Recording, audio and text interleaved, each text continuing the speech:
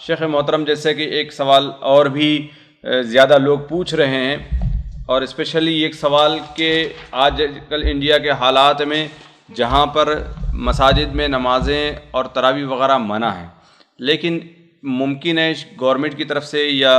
اجازت ہو نہ ہو، اس کی تفصیل تو پتہ نہیں، لیکن ایک ساتھی نے سوال کیا کہ ان کے علاقے میں یہ کہا جا رہا ہے کہ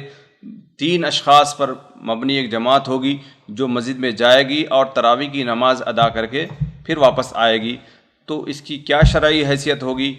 کیا یہ ضروری سمجھنا ہوگا، یا اس کے لیے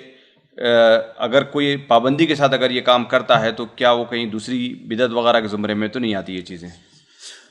دیکھیے، اصل میں اس کی مکمل صورتحال کیا ہے وہ میرے سامنے واضح نہیں ہے، لیکن اگر گورنمنٹ صرف اجازت دے رہی ہے کہ صرف 3 ہی آدمی مسجد میں جا سکتے ہیں اور باقی دوسرے لوگ نہیں جا سکتے، صرف 3 ہی آدمی پڑھ سکتے ہیں، تو اس کے لیے بلکہ یہ ضروری ہوگا کہ مسجد کا اندر جو جماعت سے نماز کے قیام کا جو شعیرہ ہے اس کو باقی رکھیں اور وہ جماعت کو قائم کریں۔ یہ کوئی بدعت نہیں ہوگی، اصل چیز صرف یہ ہے کہ صرف اتنے ہی لوگوں کو اجازت دی گئی اور باقیوں کو اجازت نہیں دی گئی،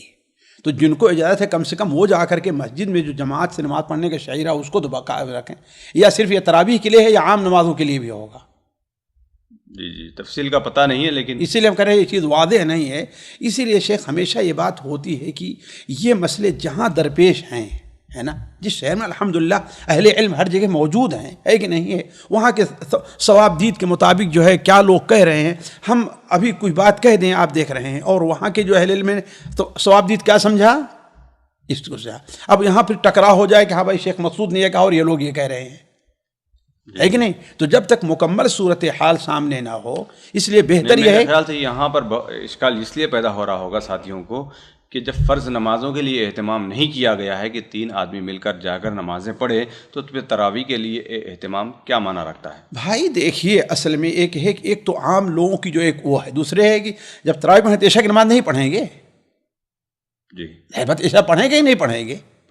تو ایک وقت کے لیے اگر ہمیں اجازت مل رہی ہے تو ہم اصل چیز کیا ہے، ہمیں جماعت مسجد کے اندر جو شعیرہ ہے اس کو باقی رکھنا ہے، صرف تراویح کا کوئی مسئلہ نہیں ہے۔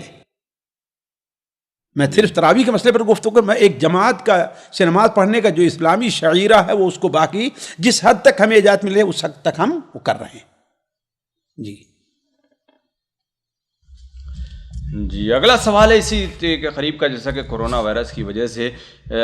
پتہ نہیں گورنمنٹ کی پابندی ہے یا لوگ احتیاط کرتے ہیں، بار بار یہ لوگ سوال کرتے ہیں کہ فرض نمازیں ہوں یا جنازے کی نماز ہو، کیا 1 میٹر کے فاصلے پر کھڑے ہو کر یہ جماعت ادا کی جا سکتی ہے؟ شیخ دیکھیے، جیسے کل آپ عزیز کلیم کے بیان میں سن رہے تھے کہ یہ نازلہ ہے، ایک نیا مسئلہ ہے۔ اس سلسلے میں مجھے بعض علماء پاکستان یا جیسے بنوری ٹاؤن ہے وہاں کا تو کچھ ایسا فتویٰ آیا ہے کہ ہاں بھائی یہ اگر ایک مجبوری ہے، اس کا خطرہ ہے، اگرچہ یہ سنت کے خلاف ہے لیکن یہ ہے کہ نماز ہو جائے گی۔ لیکن ابھی مجھے جو مثلا اپنے معتبر علماء اس سلسلے میں ہیں ان سے طرف سے کوئی خاص بات اس سلسلے آئی نہیں ہے، بلکہ یہاں پر جب یہ موضوع اٹھ رہا تھا تو کچھ لوگوں نے تو یہ کہا، اصل میں دیکھیے اصل مسئلہ یہ ہے کہ کیا ایک صف کے ساتھ مل کر کے کھڑے ہونا ضروری ہے کہ بالکل ملا رہے، اور اگر فاصلہ ہے تو کتنا فاصلہ ہونا چاہیے، اور اگر یہ کھڑا ہونا کیا نماز کے لیے شرط ہے یا واجب ہے؟ یہ کئی مسائل ہیں جو اہل علم کے نزدیک محل نظر ہیں۔ عموماً علماء یہ کہتے ہیں کہ یہ واجب ہے، لیکن اگر کوئی شخص جو ہے بلا کسی شرعی عذر کے دور کچھ کھڑا ہوتا ہے تو ہے، لیکن صفحی میں ہے، ایک صفحی میں ہے، تو اس کی نماز تو ہو جائے گی، البتہ اس چیز کو چھوڑنے کی وجہ سے وہ گنہگار ہوگا۔ اس کی دلیل کہاں سے لیتے ہیں؟ حضرت انس بن مالک رضی اللہ عنہ کا قول ہے کہ میں یہ دیکھ نہیں رہا ہوں کہ تم لوگ اللہ کے رسول صلی اللہ علیہ وسلم کے جو طریقہ تھا اس میں کسی باقی اللہ کی نماز پر، اور یہ البتہ یہ ہے کہ اللہ کے رسول صلی اللہ علیہ وسلم تمہارے مقابلے میں صفوں کو زیادہ درست رکھتے تھے، یعنی گویا کہ تمہاری صفوں میں گڑبڑی ہے، اس سے حضرت انس بن مالک نے نماز کو ان کے رائے گاہ نہیں کہا، یعنی گویا کہ اس سے کیا ہے وہ آدمی گنہگار ہوگا لیکن اس کی نماز ہو جائے گی۔ تو علی کل حال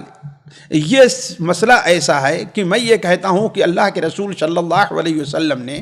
جن لوگوں کو معذور سمجھا، مثلا یہ ہے کہ اسے بو آ رہی ہے،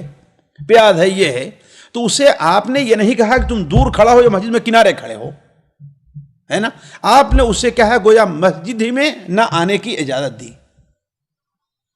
ہے کہ نہیں ہے؟ تو اس سے یہ لگتا ہے کہ یہ ایک عذر ہے، مسجد میں آنے سے منع کیا آپ نے، لیکن یہ نہیں کہا کہ ہاں بھائی تم صف میں مل کر نہ کھڑے ہو بلکہ دور کھڑے ہو تاکہ تمہاری وجہ سے مصلیوں کو تکلیف نہ پہنچے، ہے کہ نہیں؟ گویا کہاں نماز پڑھے، وہ گھر پر نماز پڑھے۔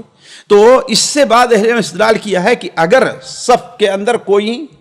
کسی وجہ سے نہیں کھڑا ہو پا رہا ہے تو اس کے لیے عذر ہے، وہ کہاں نماز پڑھے، گھر پہ پڑھے، مسجد میں نماز نہ پڑھے۔ کیوں؟ اس لیے کہ سووا صفوفکم فإن تسویۃ الصفوف من تمام الصلاۃ، من تمام الصلاۃ، نماز کی تکمیل ہے، گویا کہ نماز کا اتمام ہے۔ تو علی کل حال ایک نازلہ ہے، ایک نیا مسئلہ ہے، اب اس سلسلے میں کوئی حتمی بات نہیں کہہ سکتا۔ بہتر یہ ہے کہ جہاں پر یہ صورتحال نہ ہو کہ ہمیں جب ایک ساتھ کھڑے ہونے کا نہیں دیا جا رہا ہے، ٹھیک ہے، وہاں پر ہم عذر ہے تو ہمیں یہاں دور دور کھڑے ہونا ہے تو گھر میں بھی اپنی الگ الگ نماز پڑھ لیں۔ جی، مگر ایسے کھڑے ہو دور دور کھڑے ہوں گے تو وہ تو جماعت کا، واللہ اعلم، واللہ اعلم۔ اس لیے کہ خود ہی سوچئے کہ 1 میٹر کا فاصلہ ہونا یہ بہت بڑی چیز ہے، اس کو صف نہیں کہتے شرعی اصطلاح میں، وہ یہ صف ہے ہی نہیں، تو بغیر صف کی نماز پڑھنے سے کیا ہے، نماز ہو جائے گی، ایک مسئلہ ہے۔ جی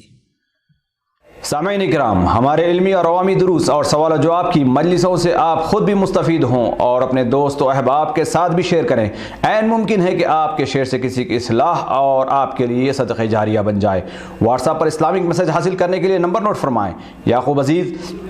00966 5089 59707۔ واٹس ایپ سوال جو آپ گروپ میں ایڈ ہونے کے لیے نمبر نوٹ فرمائیں: عبدالسلام عمری 00966 502627 نمبر بھیجتے ہوئے نام اور پتہ ضرور لکھیں۔ اسی طرح ہمارے یوٹیوب چینل اسلامی دعویٰ کو ضرور سبسکرائب کریں تاکہ ہماری ہر نئی اور اہم ویڈیو کی اطلاع آپ کو فوری حاصل ہو جائے۔ تمام دروس، مقالات اور سوال و جواب سیریز کے لیے ہماری مشہور ویب سائٹ www.islamidawah.com کا مشاہدہ کرتے رہیں۔ السلام علیکم ورحمۃ اللہ وبرکاتہ۔